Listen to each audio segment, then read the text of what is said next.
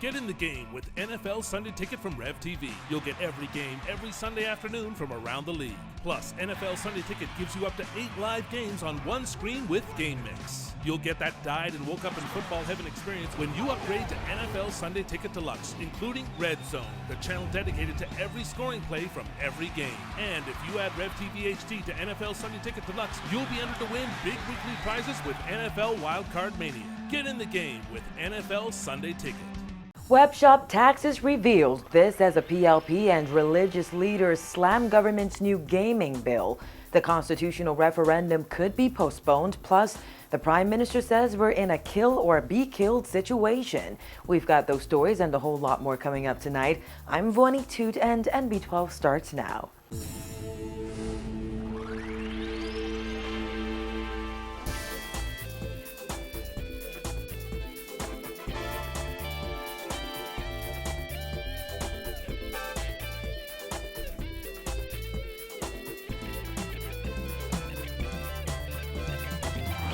Topping news tonight, web shops will be taxed at a rate of 11% and will be required to pay $250,000 annually for license and monitoring fees, in addition to separate licenses for essentially all of their employees. That's according to the 2014 Gaming House Operator Regulations tabled by Tourism Minister Obi Wilshcombe in the House of Assembly today.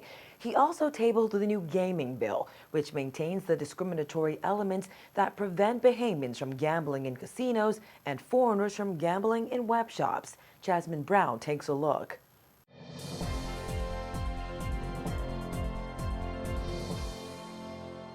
Speaking inside the House of Assembly this morning, Minister of Tourism Obi Wilshcombe said the government's intentions are not to foster the proliferation of gaming, but to control it. Minister Wilshcombe, who is also responsible for gaming, moved for the first reading and called it cutting edge and comprehensive. I'm pleased today to bring to Parliament a new cutting edge, comprehensive gaming bill, gaming regulations, and gaming house regulations, which are designed to more effectively control and revolutionize gaming in the Bahamas for the greater benefit of the economy and the people of our country. Wilshcombe announced the new law provides for the issuance of gaming house operator licenses, gaming house premises licenses, and gaming house agent licenses. He said those gaming houses will cater only to domestic players. The primary objective, Mr. Speaker, are to create a streamlined, user-friendly, efficient licensing and regulatory regime overseen by a financially sustainable regulatory authority. Meantime, we now know how much gaming house operators will be taxed. According to Gaming House Operator Regulations 2014, under Section 64 of the Act, the holder of a gaming house operator license will be taxed 11% of the taxable revenue or 25% of earnings before interest and taxes, depending on which is greater. He says taxes for casinos will remain the same at about 5%. Wilshcombe says there are penalties in place for those who do not pay their taxes. In the context of revenue generation, Mr. Speaker, provision will be made in the Act for the gaming taxes generated by licensed activities to be paid to the board itself. Within 7 days of the receipt of such taxes, the board is obliged to pay same over into the consolidated fund. Penalties and interests may be imposed in respect of the underpayment of taxes due.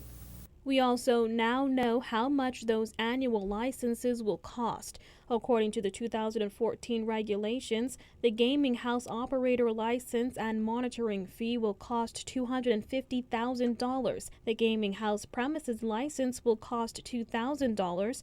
The gaming house agent license will cost $1,000, the key employee license will cost $120, and the gaming employee license will cost $80.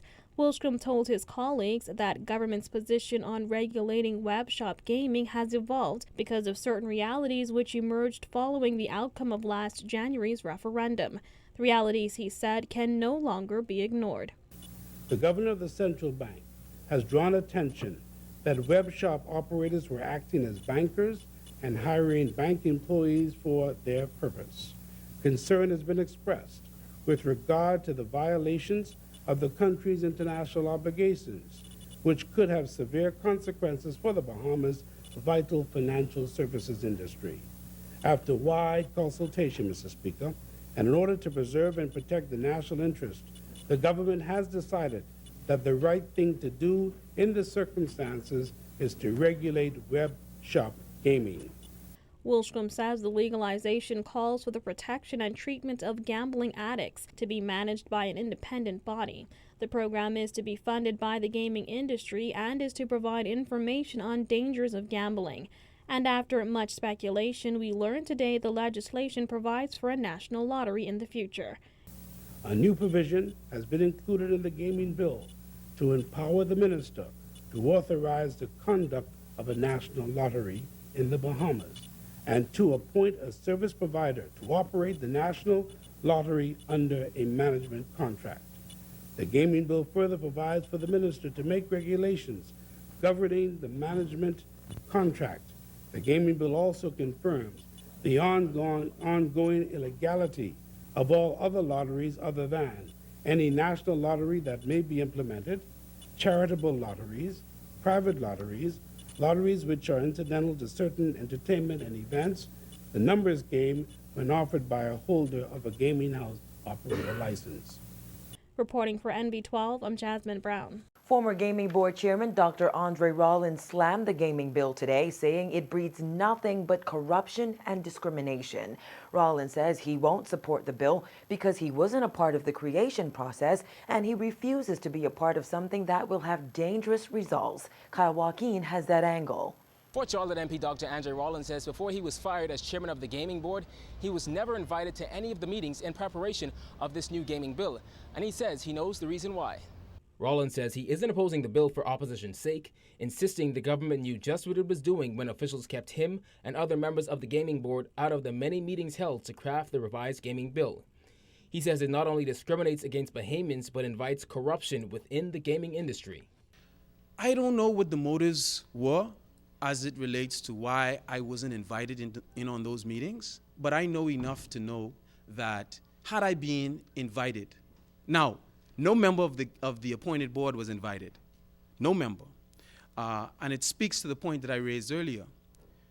You have to question what is the real reason for having an appointed board if they aren't even asked to participate in the tabling of legislation that governs the very industry that it is supposed to be policing. Why have a chairman of the gaming board? Why have an appointed board? Rollins continued to blast the bill, saying it sanitizes the past violations of people who participated in illegal gaming. Rollins said the legislation only makes way for the wrongdoings of all web shop bosses to simply disappear, in addition to them getting back any money that was confiscated. However, Rollins said if the government can do it for web shop bosses, it can do it for a reformed criminal. The public will have a right to question why it is that we are bringing about legislation that will do away with a criminal charge for a single person when many young men in our society today cannot find work or, after being considered worthy of being granted an opportunity to work in a particular job place, after it is learned that they are in fact in possession of a criminal certificate that is not quote-unquote clean, they lose that opportunity for that job. Rollins, who was fired as gaming board chairman just days before his appointment expired, also said this new bill would make a gaming board useless, as all the power would be in the hands of the minister with responsibility for gaming. He says that kind of power is dangerous. I think it's going to be a very dangerous precedent that is being set, where you have that much authority for such an industry that we all know is prone to a great deal of financial influence. When you put that amount of influence in the hands of one person, you are doing the industry and the jurisdiction a disservice. Rollins says at the end of the day, he will not be supporting the bill because it is discriminatory.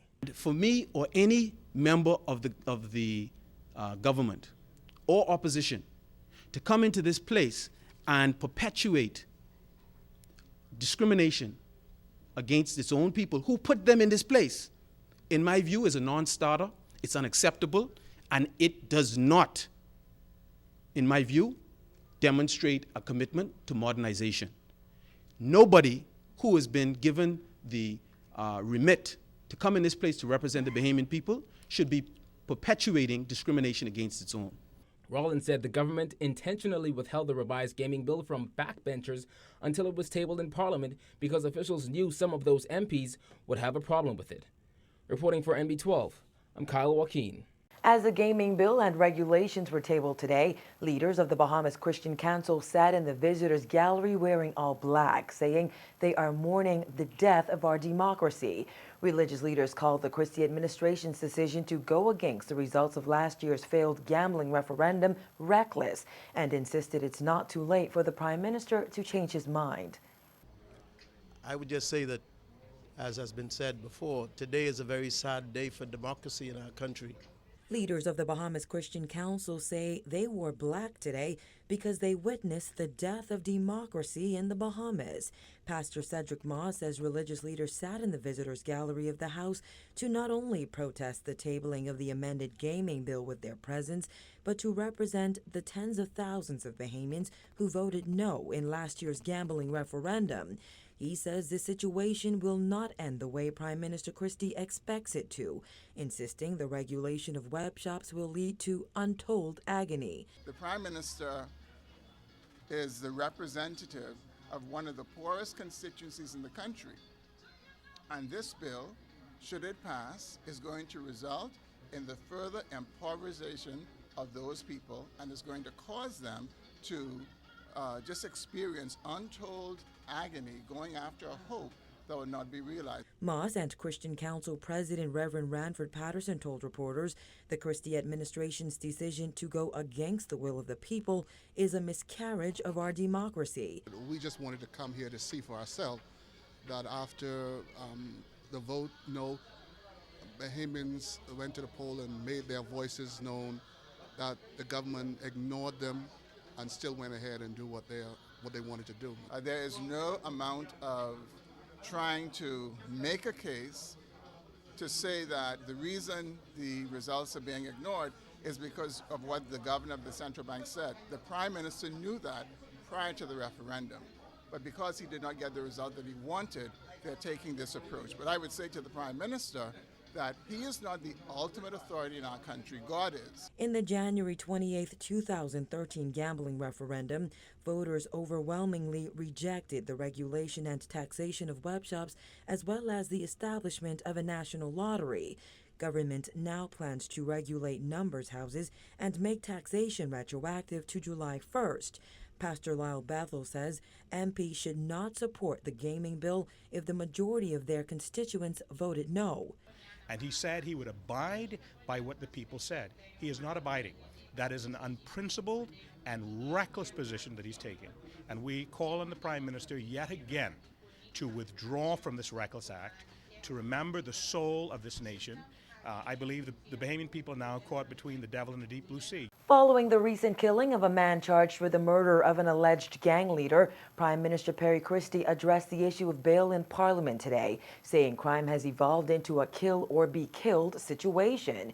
He said we are faced with a very complex set of circumstances. There is a revolving door that the justice system, who hears me now, must take into consideration when it comes down to the balance of the Constitution and the rights of the individual to know that there is sufficient evidence for all of us to see clearly that when people allegedly kill and are charged because you're innocent until proven guilty, but because the system fails in not having trials in sufficient period of time, 3 years, they are admitted to bail and they're killed. So it's kill or be killed. 38-year-old Rolando Smith's body was discovered outside a preschool Tuesday morning. In August 2013, Smith was charged with the murder of Julian Heads Colley, who was gunned down in April of last year. The Prime Minister said justice in our country is being challenged. He told parliamentarians that he met with the Chief Justice last week and revealed there is going to be significant movement in the judiciary. Justice in our country is being challenged. So we decided, no, the government decided, it will now take the unusual position of having 10 criminal courts going at the same time. And so we made a decision to repair and to renovate, and it's taking place now. Just last week, I met with the Chief Justice, and let me say, and say it now. Just last week, I met with the Chief Justice, and let me say, and say it now. There is going to be significant movement in the judiciary. Both at the appeal court and at the Supreme Court level, there will be significant movement, and all of this is happening at the same time. And so the point being this, we have now to assign justices to ensure that we have 9, 10 courts running concurrently, so that the excuse of people not having trials in sufficient time could be put behind us. You're watching the best in Bahamian news. There's more when NB12 returns.